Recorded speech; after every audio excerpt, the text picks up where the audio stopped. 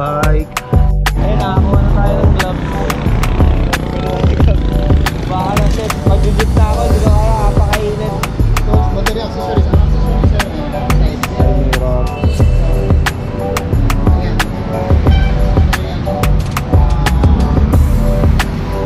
Sige, thank you po. Apa.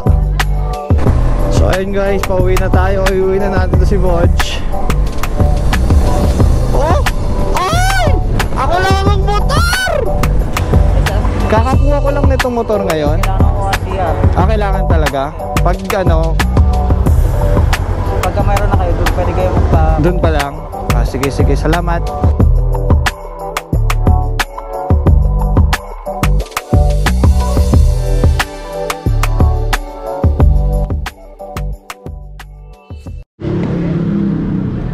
Guys, good morning. Medyo na late ako mag-vlog kasi kakagising ko lang, nakatulog ako sa bed. Nandito tayo sa Imus, Cavite.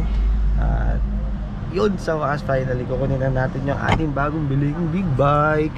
So andito tayo ngayon sa Vodge, Imus. So kakaparada lang namin. So tara, samahan niyo ako, kunin natin yung ating big bike. So guys, ito na siya. Ito na. Hey. So ano siya? Ito yung 525 DSX. Yan, blue yung kinuha natin. Tapos ito yung mga other big bikes nila. Yan. Ganda rin ng Black Knight. Ayun ba yung black? Ay hindi, silver to. Ay shit, ito yung silver, ito yung Black Knight.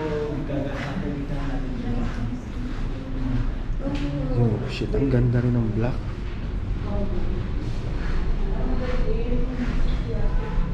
Grabe rin yung black. So ito, naglalakad tayo ngayon kasi naiwanan ko yung gloves ko. So may malapit daw bilihan dito. So di ko alam kung gaano kalapit yung sinasabi ni kuya. Ayoko kasi magmotor ng walang gloves, hindi ako sanay. Tapos at the same time napakainit. So tara, samahan niyo ako. Init. Time check tayo is 1:35 PM. Naglalakad tayo. Kompleto naman tayo sa mga gear. Padded naman lahat. Gloves lang yung naiiwan ko. So ayun, tara. Ayun, nakakuha na tayo ng gloves. Or pwede na natin lakarin. Napakalapit lang naman. Napagastos pa tuloy ako sa gloves. Dami kong gloves sa bahay. 3 yung gloves ko doon. Naiwan ko pa lahat. Ang bihira. So ito, bumili lang ako nung, ayun na nga, Moto Wolf. Ayos din naman Moto Wolf eh. Mag-checklist na tayo. Okay, let's Tara. go.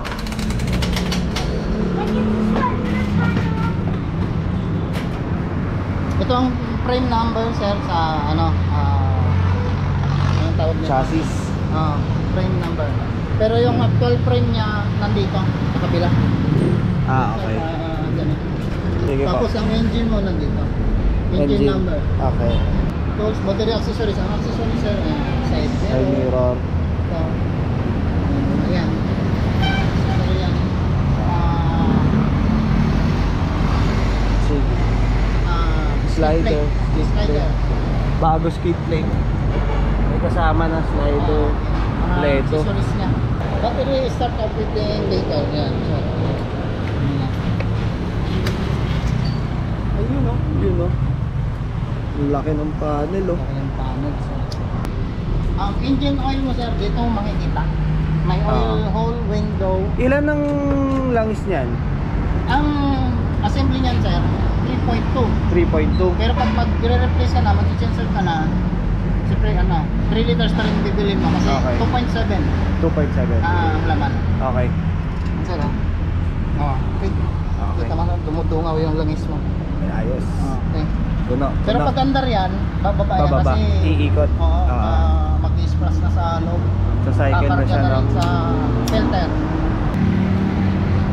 Yung alam, ordinary lang. Okay lang. Ordinary. Ordinary. Tapos, surface.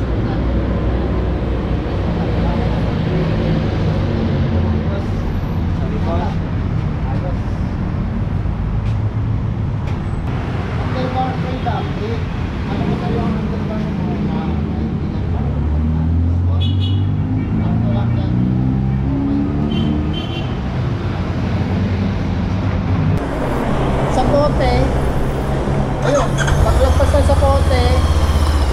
Trias, Oo. yung overpass doon. Overpass. Kanan.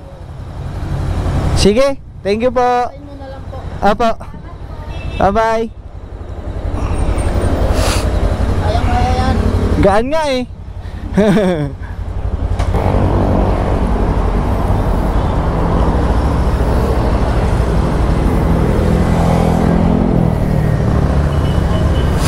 Woo!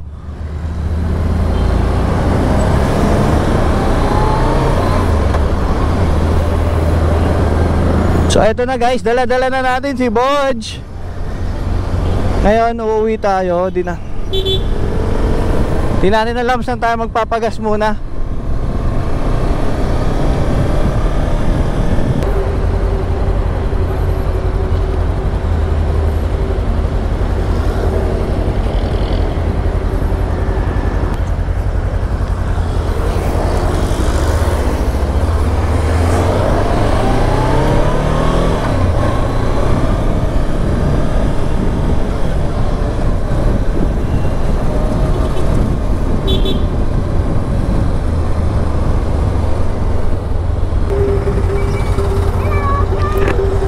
Hello.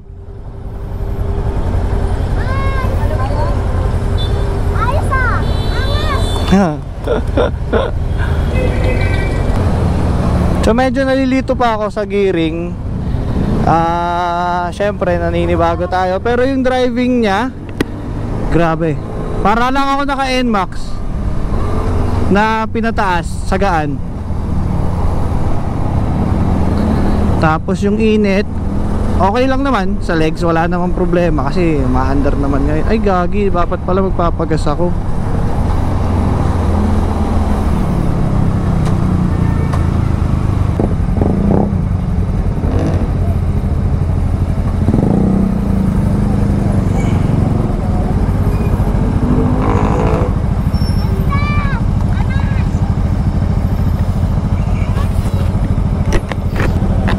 So yun, kailangan marami pa akong pa-practicein dito guys. Syempre yung proper shifting.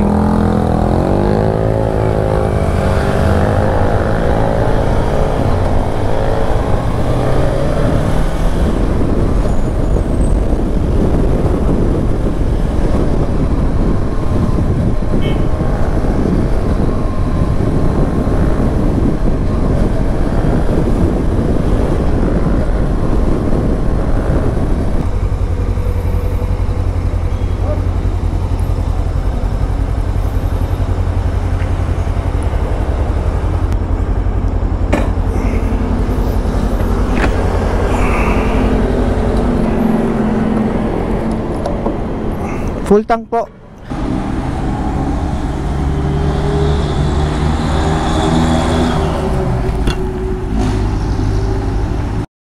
So ayun guys, pauwi na tayo. Iuwi na natin to si Bodge.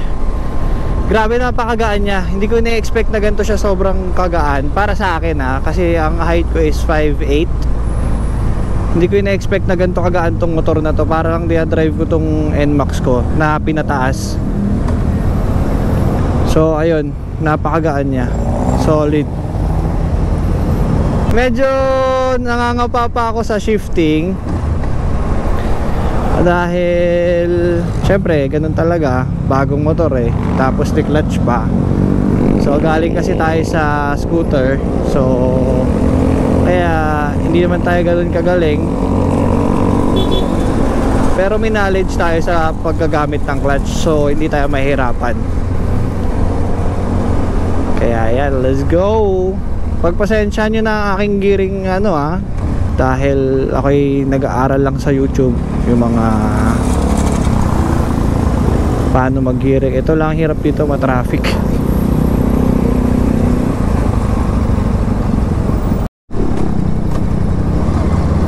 Eto na, Cavitex na ako, Popoy.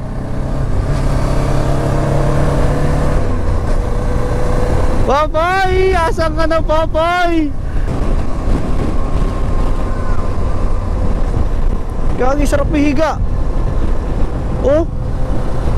Oh! Oh! Oh! Ay! Ako lang ang motor!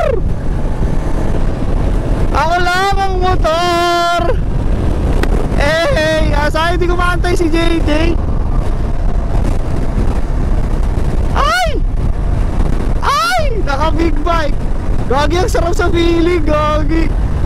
Woo!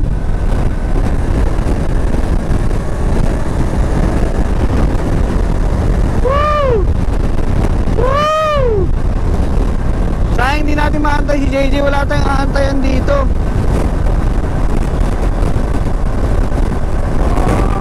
Grabe, napaka-stable nung ano, napaka-stable. Ay, ako, napaka-stable nung ano, motor. Kasi tayo yung magpapakabit, try din natin magpakabit ng RFID. Saan kaya? Ito, this way to RFID. Yan. Installation. Sir, saan po pwede magpa-install? Okay lang po ba? Kakakuha ko lang ngayon. Opo. Tanong nga dyan sir. Ah, sige. Kakakuha ko lang nitong motor ngayon. Kailangan ng ORCR. Ah, kailangan talaga? Pag ano, Pagka mayroon na kayo, doon pwede kayo magpa... dun pa lang? Ah, sige, sige. Salamat.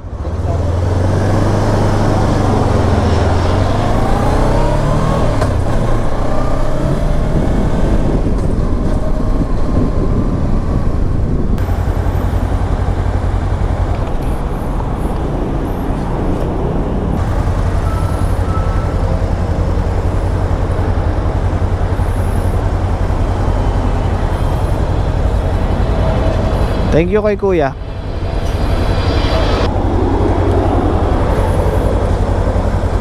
Thank you.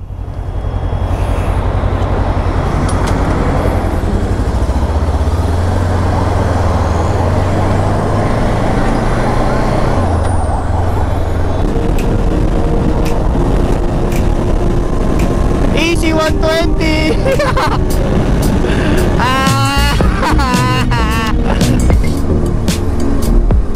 Grabe yung traffic. So yun guys, malapit na ako sa amin. Na-update ko na lang kayo. Grabe, sobrang tuwa-tuwa ako ngayon. Nagtagal ko yung nantay itong motor na to. Pwede ako dito. Wag lang ako sa tablet. Pag sumabit, tap. Gusto ko lang naman magtago sa init eh. Yan lang naman ang goal ko eh. Makapagtago ako sa init.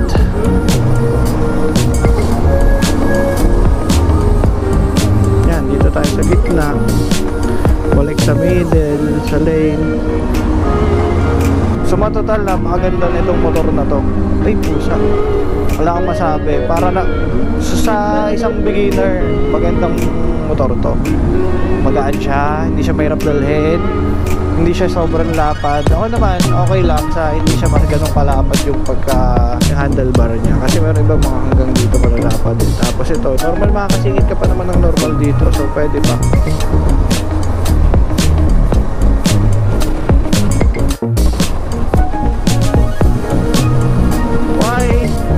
Andito na ako, boy. Guys, magandang gabi. Medyo nagkaroon lang ng konting problema. Pero always, wala naman siya talaga problema.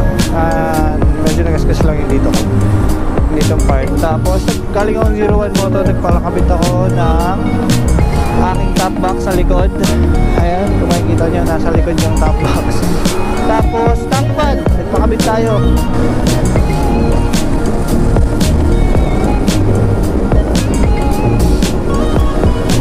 Nag-canvas na rin kasi ako ng aking muffler. So gagawa nila ng mid-pipe.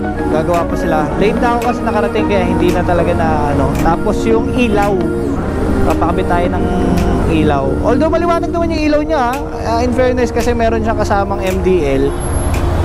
So kaya hindi na siya ganun kadilim. Pero ako, additional visibility sa daan, di ba? Lalong-lalo na pagdating mo sa Skyway, dapat visible ka talaga. Mahirap yung hindi. Tapos may passing na siya, kasama na bright niya. Ito. So wala na tayong po problemahin. Konti na lang talaga, pipe na lang, tapos ilaw, tapos yun na. Siguro enjoyin muna natin siyang ganito. Sibuge. So yun guys, thank you sa panonood. Sana nag-enjoy kayo.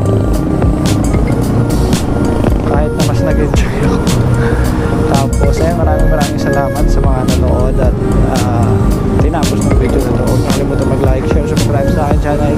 Click nyo na rin yung notification bell para updated kayo sa mga susunod kong videos tungkol kay Buge.